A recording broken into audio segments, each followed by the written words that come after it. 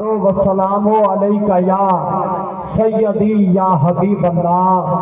اللہ جانے آپ کی توجہ کدھر ہے، آپ میری طرف دیکھیے اور توجہ فرمائیں گے تو پھر انشاءاللہ لطف پیدا ہو جائے گا۔ پڑھ لیجیے الصلاۃ والسلام علیکہ یا سیدی یا حبیب اللہ وعلی آلکہ واصحابکہ یا سیدی سیدی یا جد الحسن والحسین۔ یقیناً 95% لوگوں نے سرکار کی ذات بابرکات پر ابھی تک درود پاک نہیں پڑھا۔ ان کے لیے میں چند جملے سماعتوں کے حوالے پیش کرتا ہوں۔ جملے سماعت کرنے کے بعد یقیناً آپ درود پاک پڑھنے کے لیے مچل اٹھیں گے۔ کہہ رہا ہوں خدا کا حکم سمجھ کر درود پڑھتے ہیں، خدا کا حکم سمجھ کر درود پڑھتے ہیں۔ آپ توجہ کریں گے تو پھر آپ نے درود پاک ضرور پڑھنا ہے۔ میں نے کہا خدا کا حکم سمجھ کر درود پڑھتے ہیں۔ ارے غلام ساقی کوثر درود پڑھتے ہیں، خدا کا حکم سمجھ کر درود پڑھتے ہیں، غلام ساقی کوثر درود پڑھتے ہیں۔ نہ پڑھ سکا یہ ابو جہل کا مقدر تھا، ہم تو ماننے والے ہیں۔ نہ پڑھ سکا یہ ابو جہل کا مقدر تھا۔ جملہ سنیے، نہ پڑھ سکا، آپ کو تیار کر رہا ہوں درود پڑھنے کے لیے۔ نہ پڑھ سکا یہ ابو جہل کا مقدر تھا، نبی کو دیکھ کر پتھر درود پڑھتے ہیں۔ پتھر دل والا نہ پڑے، جس کے دل میں سرکار کی الفت ہے، محبت ہے، وہ بندہ بج بج کے سرکار کی ذات بابرکات پر درود پاک کا نذرانہ پیش فرما لے۔ الصلاۃ والسلام علیکہ یا سیدی یا رسول اللہ، الصلاۃ والسلام علیکہ یا سیدی یا حبیب اللہ وعلی آلکہ واصحابکہ یا سیدی سیدی یا جد الحسن والحسین۔ ابھی بھی جس نے نہیں پڑھا 4 جملے اور سماعت کیجئے کہ خدا نے کلمے میں یہ اہتمام رکھا ہے۔ سنی عقیدہ رکھنے والا بندہ میرے جملے پہ یقیناً درود پاک کے لیے مچلے گا۔ میں نے کہا کہ خدا نے کلمے میں یہ اہتمام رکھا ہے کہ اپنے بعد محمد کا نام رکھا ہے، کہ اپنے بعد محمد کا نام رکھا ہے۔ یہ اور بات ہے کوئی عمل کرے نہ کرے، ارے نماز میں بھی درود و سلام رکھا ہے۔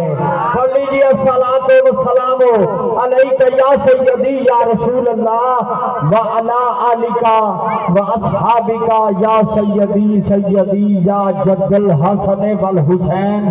انتہائی شکر گزار ہوں عظیم شخصیت، متحرک شخصیت، حاجی بلاک کی سرزمین کی عظیم شخصیت، جو ہر سال کسی نہ کسی حوالے سے کسی نہ کسی دن سرکار کی بارگاہ میں آپ میلاد پاک سجاتے ہیں۔ اپنے ذاتی بھی وہ کوشش کرتے ہیں اور پھر مختلف دوستوں کے ساتھ مل کر عظیم الشان میلاد پاک کی محافل کا حصہ ہوتے ہیں۔ جناب ملک محمد عدنان صاحب کہ جن کے حکم پر آج کی اس محفل پاک میں حاضری کا شرف حاصل ہو رہا ہے اور مبارکباد کے مستحق ہیں، آج کے بانیان محفل جناب محمد فیصل صاحب، منیب الرحمان صاحب، عبداللہ صاحب، اعجاز بلوچ صاحب، اور ان کے جتنے بھی برادران ہیں اور جتنے بھی اس محفل میں جنہوں نے پارٹیسپیٹ کیا ہے، میں سب کو مبارکباد پیش کرتا ہوں۔ میں یقیناً آپ کے سامنے نیا نہیں ہوں، ہر سال کسی نہ کسی جگہ میری حاضری ہوتی ہے۔ میں چند مصرے حمد پاک کے آپ کی سماعتوں کے حوالے کروں گا، اس کے بعد میں نے شیڈول کے مطابق جو مجھے پرچی دی گئی ہے اس کے مطابق میں نے اس محفل کو آگے چلانا ہے۔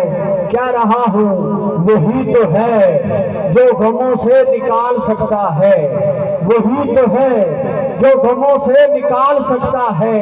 آج کی اس محفل کی خاص بات عالم اسلام کے عظیم خطیب اہل سنت فاضل جلیل فاضل نبیل عالم جلیل حضرت علامہ مولانا قاری محمد سلیم اشرف صاحب قادری آپ تشریف لائیں گے، آپ بیان ذیشان فرمائیں گے اور دیگر ثنا خوان بھی شرکت کریں گے۔ میں نے کہا وہی تو ہے جو غموں سے نکال سکتا ہے، وہی تو ہے جو غموں سے نکال سکتا ہے۔ آپ کو سبحان اللہ کہنا آتا ہے تو بولیے سبحان اللہ۔ میں نے کہا وہی تو ہے جو غموں سے نکال سکتا ہے۔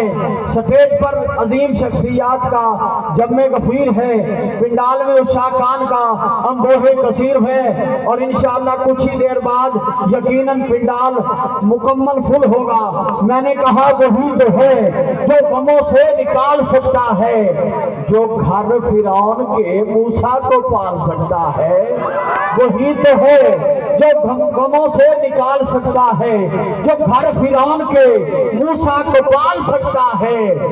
ہمیں ہی آ نہ سکا مانگنا غنی سے یہاں، وہ پروردگار ہے دنیا سنبھال سکتا ہے۔ ہمیں ہی آ نہ سکا مانگنا غنی سے یہاں، وہ پروردگار ہے دنیا سنبھال سکتا ہے۔ ارے تخت سے تختہ پہ لانا ہے کہاں اس کو محال، جو تاج دیتا ہے وہ پگڑی اچھال سکتا ہے، جو تاج دیتا ہے وہ پگڑی اچھال سکتا ہے۔ ارے وہ بخشتا ہے گناہ عظیم بھی، لیکن ہماری چھوٹی سی نیکی سنبھال رکھتا ہے۔ محبت اپنے بندوں سے کمال رکھتا ہے، وہ ایک اللہ ہے جو سب کا خیال رکھتا ہے۔ آج کی اس بزم کے میری نقابت میں پہلے ثنا خوان جناب محمد فیصل صاحب تشریف لائیں اور سرکار کی بارگاہ میں مدح سرائی کا شرف حاصل کریں۔